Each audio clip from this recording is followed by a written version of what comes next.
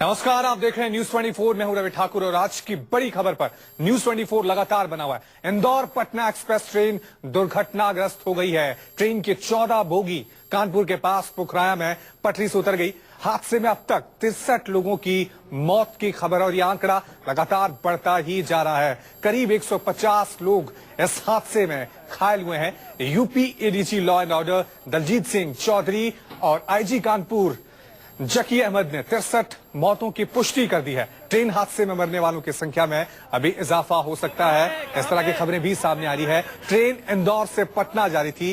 कई यात्री अभी भी बोगियों में फंसे हुए हैं, जिन्हें सुरक्षित निकालने का काम तेजी से चल रहा है। रेल राज्य मंत्री मनोज सिन्हा हालात का जायजा लेने के लिए घटना स्थल के लिए रवाना हो गए। प्रधानमंत्री नरेंद्र मोदी ने भी इस हादसे पर गहरा दुख जताते हुए कहा कि इस बारे में उन्होंने रेल मंत्री सुरेश प्रभु से बातचीत की है। रेल मंत्री ने हादसे की जांच के आदेश दे दिए हैं। राहत और बचाव के लिए घटनास्थल पर एनडीआरएफ जुटी हुई है। तो एक बड़ा हादसा आज सुबह 3:10 पर कानपुर के पास हुआ।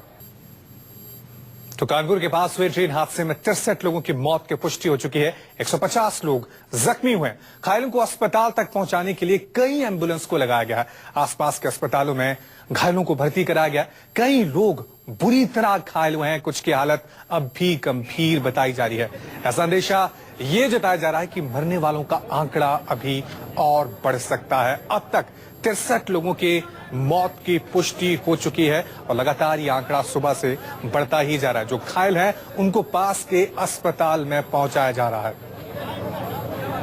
उम्र निकल गया है, लोग उनमें अब भी फंसे हुए हैं। लोग जिंदगी के लिए तड़प रहे हैं। ऐसी कुछ तस्वीरें न्यूज 24 के कैमरे में कैद हुई जो मौके के हालात को बयां करते हैं। देखिए कैसे राहत और बचाव कार्य में जुटे एक पुलिसकर्मी से बोगी में फंसा एक शख्स जान बचाने की गुहार लगा रहा है। दूसरी तरफ सूरज कुंड में रेल के आला अधिकारियों की बैठक हो रही है। इसमें देश के पीएम नरेंद्र मोदी भी शामिल होने वाले हैं। बैठक में रेल हादसे रोकने को लेकर रणनीति बनाई जा रही है, लेकिन हादसे हैं कि रुकने का नाम नहीं ले रहे। न्यूज 24 संवाददाता सईदा अफीफा की ये रिपोर्ट देखिए।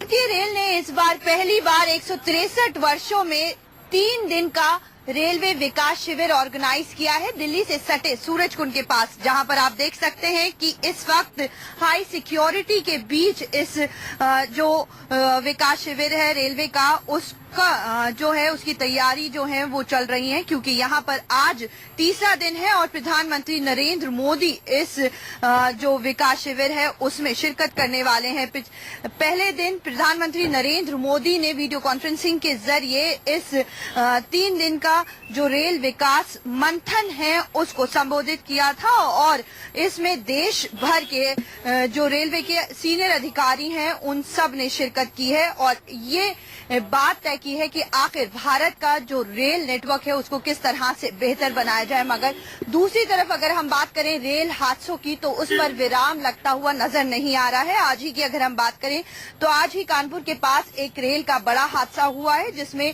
ट्रेन की 14 बोगियां जो हैं वो पटरी से उतर गई हैं, जिसमें लगभग 100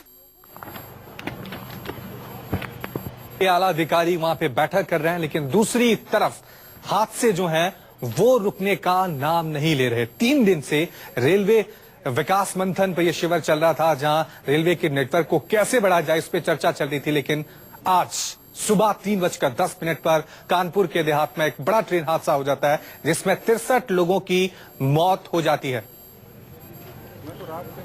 Daljit Singh DG law and order आप देख सकते हैं तस्वीरों में मौके पर हालात का वहां पर जायजा ले रहे हैं, क्योंकि अब भी कई लोग बोगियों में फंसे हुए हैं। अब भी कई लोगों को वहां से निकाला जा रहा है, सुरक्षित जगहों पर पहुंचाया जा रहा है। एक बहुत बड़ा ये ट्रेन हादसा है, क्योंकि लगातार मौत का जो आंकड़ा है वो बढ़ता ही जा रहा है। सुबह से लगातार 20-30 और अब जो खबर सामने आई है उसके मुताबिक 63 लोगों के मौत की पुष्टि इस हादसे में हो गई है और 150 से ज्यादा लोग वहां पर घायल हैं और 5 से 6 घंटे का वक्त गुजर चुका है, लेकिन अब भी लोग वहां पर फंसे हुए हैं और उनको निकालने का काम रेस्क्यू ऑपरेशन लगातार चल रहा है। और सवाल बड़ा यही है कि हिंदुस्तान में रेल यात्रा पूरी तरह से कब सुरक्षित होगी। तमाम दावे किए जाते हैं, तमाम जांच भी बैठाई जाती है, लेकिन नतीजे वही के वही आते हैं।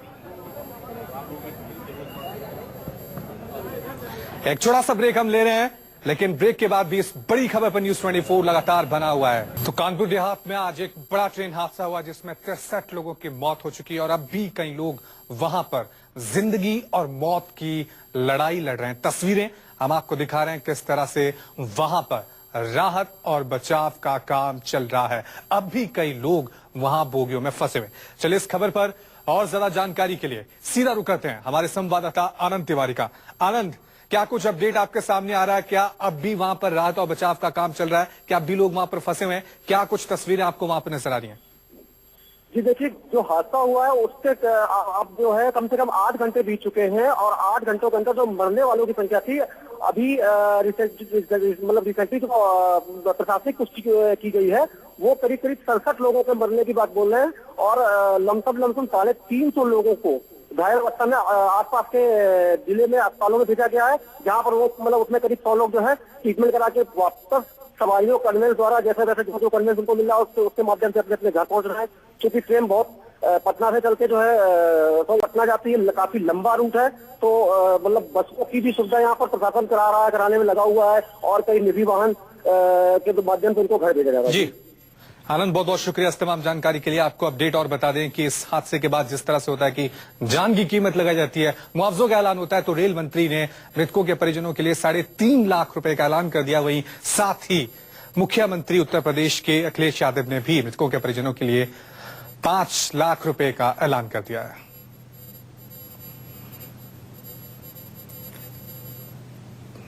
तो ये ऐलान लगातार चल रहे हैं। बहरहाल न्यूज 24 में वक्त हो गया एक छोटे से ब्रेक का।